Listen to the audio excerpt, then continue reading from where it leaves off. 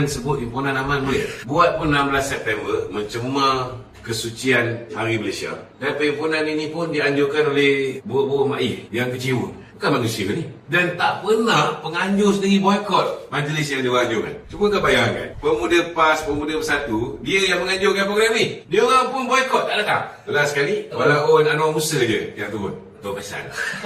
Lepas tu kita tengok Fadli Syahri, Badrul, Wan Ahmad Faisal. Si Fadli pun tak pakai baju putih. Dia suruh pakai baju putih. Dia pakai baju hijau. Lepas tu duduk lepak dekat bilik hotel. Aku pun tak cakap apa dengan geng-geng PAS ni. Selalu sangat diperbodohkan. Cukup dia. Jangan asyik cukup jumlah.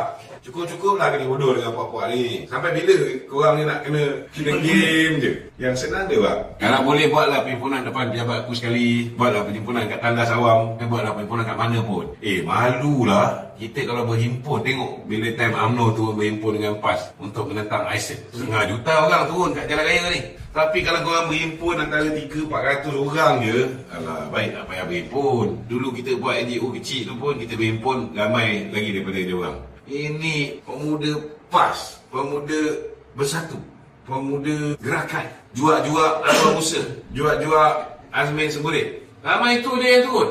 Cuba bayangkan, perhimpunan ni gagal segagal-gagalnya kerana penganjur pun boykot. Hari ini saya minta semua rakyat Malaysia yang sayangkan keamanan, kita buat laporan polis, pertama ke atas Cikgu Bat, kedua ke atas Tuan Faisal, ketiga ke atas Wan Ahmad Faisal, Mak Jagoan. Buat jugalah sekali kepada Fadli Syahri, Razali Idris, Rafiq Rashid Ali yang menganjurkan perhimpunan ini. Perhimpunan ini ialah kerana Datuk Seri Zahid telah didapati dilepaskan tanpa dibebaskan oleh Jabatan Peguam Negara. Jadi apa yang mereka buat ini tuan-tuan ialah satu kesalahan di bawah Seksyen 3A Akta Hasutan.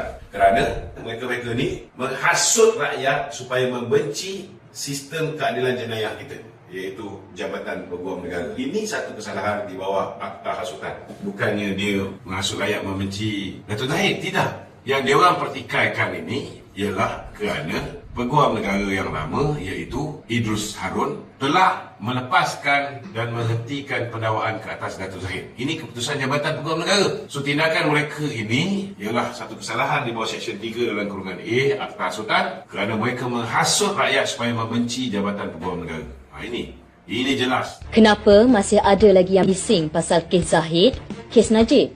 Kenapa beria sangat nak tengok Zahid masuk penjara dan Najib kekal dalam penjara? Segala fakta perundangan semua ditolak ke tepi. Masa Najib dan Zahid dibicarakan, semua bersorak dan puji Peguam Negara. Bila Peguam Negara lantikan pemimpin mereka buat keputusan tak kena dengan tekak diorang, tiba-tiba kata kerajaan campur tangan. Macam-macam mengata kerajaan. Matematik dia mudah. Pemimpin UMNO mesti masuk penjara. Sebab apa? Kerana Bersatu mahu jadi pengganti Parti Melayu. Sebab itu mereka bersungguh-sungguh hingga obses dengan dua-dua pemimpin ini. Pagi, petang, siang, malam sebut nama Zahid, sebut nama Najib. Bila ada pemimpin Bersatu buat wayang kononnya mahu Najib dibebaskan, mereka lupa Presiden mereka, Muhyiddin, yang lantik Idrus Harun sebagai Peguam Negara. Fakta tidak menipu. Fakta pertama, memo jelas bahawa tiada kes terhadap Zahid, tapi mereka tetap tuduh. Fakta kedua, ada memo jelas bahawa tiada kes terhadap Najib tapi mereka tetap tuduh. Kenapa? Apabila masuk mahkamah, mereka sudah diadili oleh Mahkamah Pendapat atau Court of Opinion dan sudah dijatuhi hukuman bersalah. Persepsi keluar masuk mahkamah dah cukup untuk gambarkan dua pemimpin UMNO ini bersalah. Dan mereka gunakan persepsi ini untuk pusing keliling kampung dan beritahu Najib dan Zahid sudah bersalah. Kita lupa, sebelum pilihan raya ke-14 lagi, mereka dah berdendang lagu yang sama. Najib curi duit, Najib curi duit. Kenapa Najib curi duit tapi tunggu 4 tahun untuk curi? Jumlahnya 42 juta ringgit, tetapi semua duit itu digunakan untuk sedekah dan bantu orang susah. Najib juga ubah laporan audit. Mahkamah pula putuskan perkataan yang diubah oleh Najib langsung tak beri impak kepada laporan audit. Zahid pula kena tuduh sebab curi duit Zahid. Bukan setahun, tetapi bertahun-tahun. Berpuluh ribu duit terpaksa dibelanjakan untuk membela diri. Bila UMNO rebah, siapa yang untung? Cuba fikirkan. Sebab itu mereka beria nak pemimpin UMNO terpalit dengan kes di mahkamah. Persepsi penting, bersalah atau tidak itu soal kedua. Mudah nak pusing keliling kampung, canang pemimpin UMNO dah bersalah. Korang nak apa sebenarnya?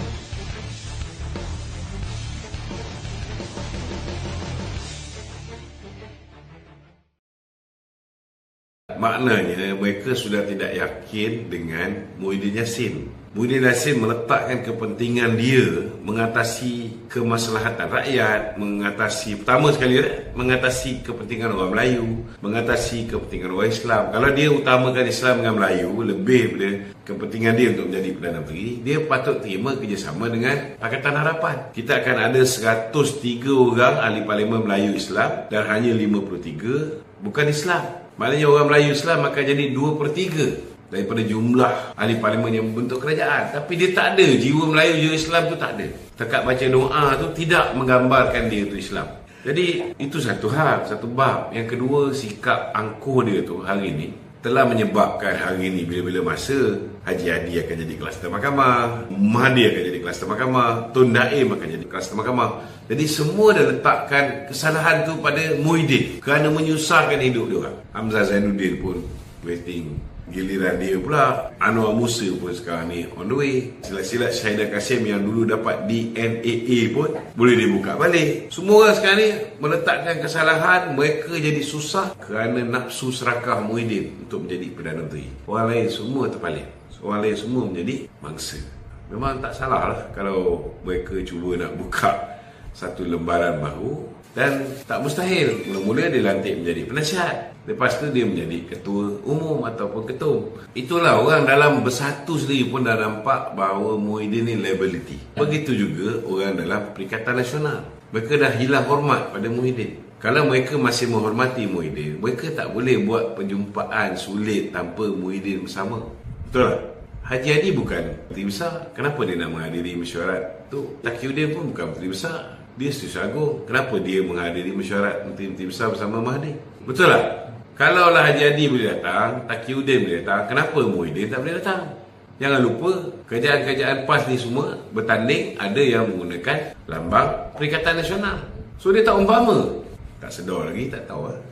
Kalau aku jadi Muhyiddin, aku letak jawatan satu ke Muhyiddin ke, semua sama liability.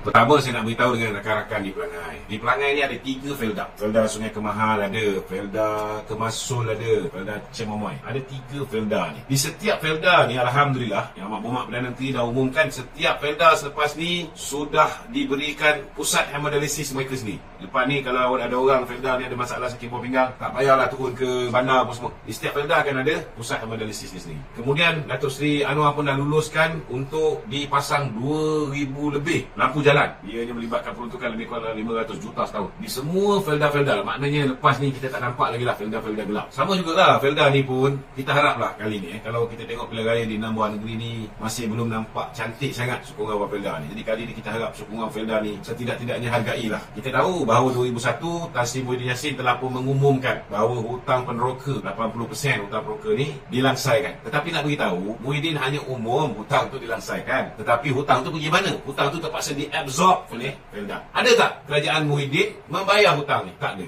Hanya 2 tahun lepas tu, tahun 2023 bulan Julai tahun ni, barulah Datuk Seri Anwar menandatangani FDSA, perjanjian untuk mengambil tanggungjawab membayar. Kena tahu bila felda hapuskan hutang, felda berhutang. Felda kena tanggung hutang tu. Hutang tu lebih kurang 8.3 bilion hutang peneroka-peneroka felda. Campur dengan kos untuk mengambil alih felda Global Ventures, dia jadi 9.9 bilion, 9,900 juta ringgit. Macam mana cara felda nak bayar hutang ni? Felda kena terbitkan sukuk. Dia ambil tanggungjawab dan dia telah memulakan pembayaran pertama sebanyak 990 juta ringgit. Dah dibayar. Saya rayulah orang felda ni. Tolonglah bagilah muka sikit pada Perdana Menteri kita. Terutamanya di 3 felda yang saya cakap tu, Kemahal, Kemasul, Cemomoy. Berilah sokongan pada kerajaan perpaduan ni. Dan saya pun dapat maklumat Datuk Zahid, Perdana Menteri sedang mengusahakan untuk memastikan rumah-rumah generasi kedua felda ni dah dapat disegerakan. Saya tahu bahawa Datuk Seri Syabri Cik pun sedang mengusahakan supaya macam hari kita pergi kat felda wilayah Raja Alias kan, Datuk Seri Syabri Cik dah bawa Yang Amat Berhormat Perdana Menteri berhubung dengan rumah generasi kedua felda dan berjalan on the spot diluluskan oleh Perdana Menteri. Mereka buat buat macam-macam untuk bantu orang Felda. Dan dalam masa yang sama juga, kita tahu ada komplain tentang jalan-jalan di dalam kawasan Felda yang perlu dibaik pulih. Saya pun berharap benda ni, rakan-rakan di Pelangai ni, mereka perlu tahu bahawa Yang Amat Berhormat Menteri Besar Pahang juga telah membawa perkara ni untuk perhatian Timbalan Perdana Menteri yang juga merupakan Menteri Pembangunan Desa dan Wilayah. Memang akan ada peruntukan yang akan diturunkan untuk membantu membaik pulih jalan-jalan di kawasan Felda ni, di area Pelangai ni. Ini rutin biasa. Memang kalau ada masalah, saya cadangkanlah supaya masalah ini selain daripada diangkat oleh Menteri Besar, bila nanti pemimpin kita turun, mungkin boleh disuarakan semula. Selain daripada itu juga, kita pun tahu bahawa ada banyak kawasan luar bandar ni, dari segi capaian internet mereka memang ada sikit lemah dan problem sikit. Ini pun di bawah perhatian Yang Berhormat Fahmi Fadzil yang telah pun mengadakan perundingan dengan pihak Starlink, Elon Musk khidmat untuk menggunakan Starlink ni secara percuma kepada kerajaan. Mungkin dah kawan-kawan kita di 3 kawasan Felda dia pun boleh mohon supaya